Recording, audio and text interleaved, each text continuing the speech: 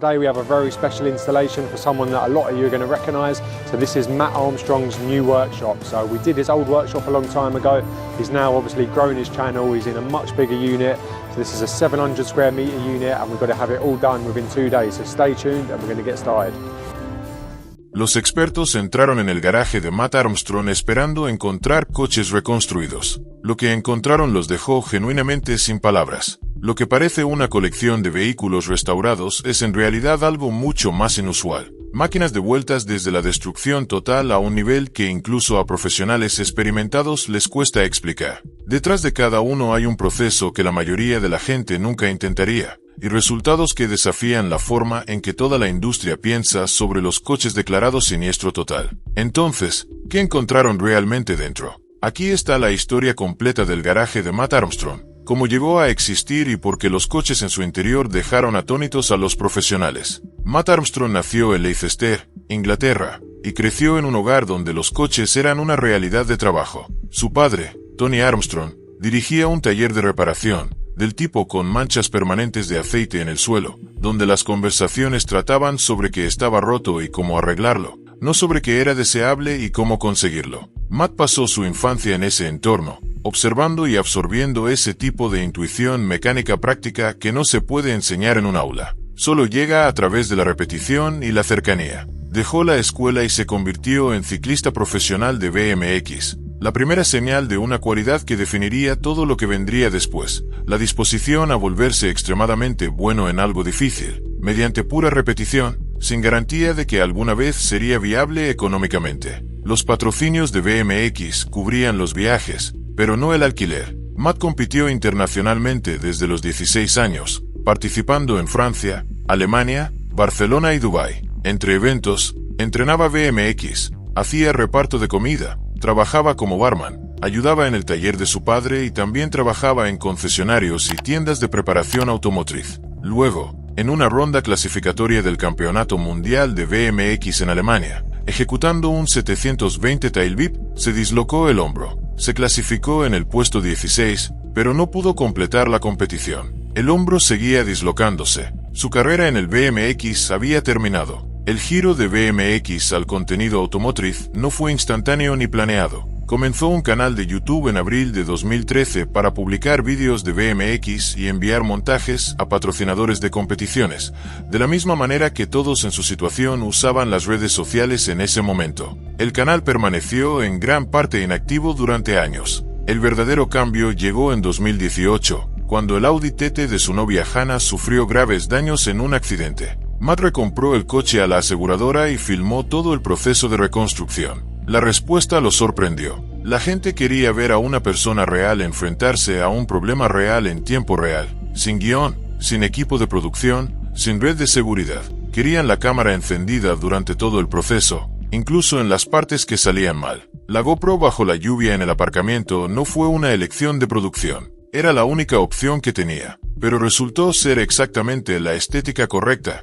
sin filtros y centrada implacablemente en el trabajo. El primer coche que realmente lo cambió todo fue un Bentley Continental GT, comprado por 10.000 libras en eBay durante el confinamiento por COVID-19. Matt había sido suspendido temporalmente de su trabajo en un concesionario y estaba en casa con ahorros que había reservado para el depósito de una vivienda. En lugar de eso, gastó el dinero en el Bentley. Lo reconstruyó frente a la cámara, y el canal superó los 100.000 suscriptores gracias a ese único proyecto. Lo que el Audi TT había insinuado ahora se confirmaba. Cuanto mayor y más escandaloso era el daño, mayor y más comprometida era la audiencia. Cuando terminó el confinamiento, Matt Armstrong ya no era un mecánico suspendido que hacía vídeos en YouTube. Era un creador de contenido que además era mecánico, y esa distinción estaba a punto de cambiarle la vida. Cuando Ed Bolian de VMWiki y el tasador John Ficara realizaron una valoración formal de la colección de Matt Armstrong, llegaron preparados para quedar impresionados. No estaban preparados para la calidad específica de lo que encontraron. Cada coche en ese edificio había comenzado en otro lugar. Cada coche tenía un certificado en una base de datos de seguros que lo marcaba como pérdida total. Y cada coche había sido devuelto a la vida por un solo hombre, frecuentemente sin apoyo de fábrica, sin canales oficiales de piezas, en algunos casos, sin ninguna cooperación de los fabricantes que los habían construido originalmente. La colección de Lamborghini por sí sola fue suficiente para hacer que los tasadores se detuvieran. El Aventador SVJ fue valorado en $600.000, el Revuelto en $575.000, el Gallardo LP 560 A4 en $110.000, el SV Urus en $160.000, y el Murciélago, que Matt había modificado con un sistema biturbo y conducido por toda Europa en una de sus series más vistas, fue valorado en $350.000. Cada uno había sido comprado en un estado que cualquier persona razonable consideraría catastrófico, y cada uno ahora valía múltiples veces lo que Matt había pagado por adquirirlo. Los Ferrari ocupaban una sección diferente del garaje. El F430 reconstruido fue tasado entre $140.000 y $150.000. Pero la historia más significativa de Ferrari no era sobre valoración, era sobre la construcción que Matt completó a principios de 2025, cuando reconstruyó un F430 como regalo para su padre Tony. La idea de un hijo usando las habilidades que su padre le enseñó para reconstruir un coche y luego devolverle las llaves conectó con el público de una manera que el contenido puramente técnico nunca logra del todo. Se convirtió en una de sus series más vistas. La sección de Aston Martin contaba su propia historia. Un DB12 accidentado salió del taller de Matt valorado en $190.000. Un DBX707 dañado por inundación fue tasado entre $115.000 y $125.000. Un Bantilli anterior, comprado por 54.000 libras, el ejemplar de 2019 más barato vendido en el Reino Unido en ese momento, reapareció con un vinilo satinado naranja y tomas de aire de fibra de carbono en el capó provenientes de un coche de carreras GT3 de Aston Martin, y fue valorado más alto después del trabajo de Matt que antes del accidente. Eso no es un resultado común en coches declarados siniestro total. Los Porsche representaban el límite más extremo de la ingeniería de rendimiento legal en carretera que el garaje había abordado, antes de la llegada del Bugatti. El 992 GT3 fue valorado en $175.000. El 992 GT3 RS en $350.000. Esa distinción, la historia más dramática de todo el garaje, pertenece a un coche que fue declarado permanentemente muerto por su propio fabricante. Un coche cuyo VIN fue incluido en una lista negra global. Un coche que Matt Armstrong comenzó a reconstruir en un taller privado en Inglaterra en marzo de 2026, mientras el CEO de Bugatti observaba desde la sección de comentarios. El Bugatti Chiron Pure Sport es uno de solo 60 fabricados. Este ejemplar en particular había sufrido un accidente en Florida. Fue declarado pérdida total y recomprado en una subasta de salvamento por su propietario original, Alex González, por aproximadamente $1,9 millones. González tenía el coche, pero no tenía una forma de repararlo. Bugatti presupuestó $1,7 millones para una reparación de fábrica en sus instalaciones de Molsheim, Francia. El VIN había sido incluido en una lista negra global, lo que significaba que todos los concesionarios autorizados de Bugatti en el mundo estaban conectados a una base de datos que se negaría a suministrar piezas para ese chasis específico. El coche estaba, en el lenguaje oficial del fabricante, permanentemente acabado. González llamó a Matt Armstrong. Matt Rimac, CEO de Bugatti Rimac, publicó públicamente explicando por qué la reparación independiente de un vehículo tan complejo implicaba riesgos de seguridad que ningún taller privado podía abordar adecuadamente. No se equivocaba sobre la complejidad de la ingeniería. El Chiron Pure Sport está construido alrededor de un monocasco de fibra de carbono que, según Rimac, solo 2 instalaciones en el mundo estaban equipadas para separar y volver a unir correctamente. La fábrica en Francia y un socio especialista.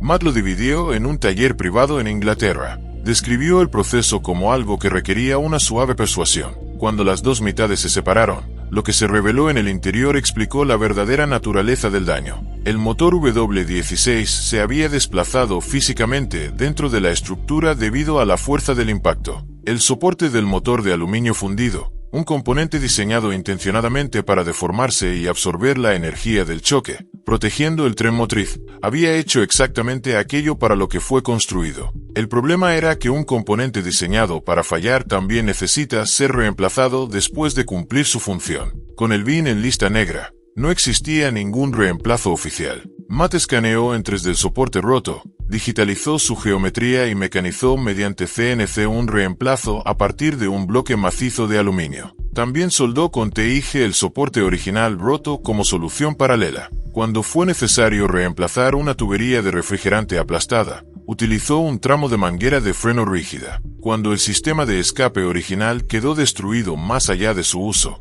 los fabricantes construyeron un reemplazo personalizado. 14 pernos de titanio se utilizaron para volver a unir las dos mitades del coche. En marzo de 2026, giró la llave. El motor W16, 4 turbocompresores, 1500 caballos de fuerza, arrancó al primer intento. Bugatti finalmente levantó la lista negra del BIN durante el transcurso del proyecto y redujo sus estimaciones de reparación. Rimac se mantuvo en los comentarios durante toda la construcción. El CEO de una de las compañías de automóviles más exclusivas del mundo siguió observando hasta que el motor arrancó. Cuando lo hizo, ya no quedaba nada por decir. El taller donde ocurre todo esto tiene 800 metros cuadrados de espacio construido a medida en Leicester, diseñado específicamente en torno a dos requisitos simultáneos: una instalación profesional de reconstrucción de superdeportivos y un entorno de producción para YouTube. A principios de 2025, el suelo se transformó en un solo día.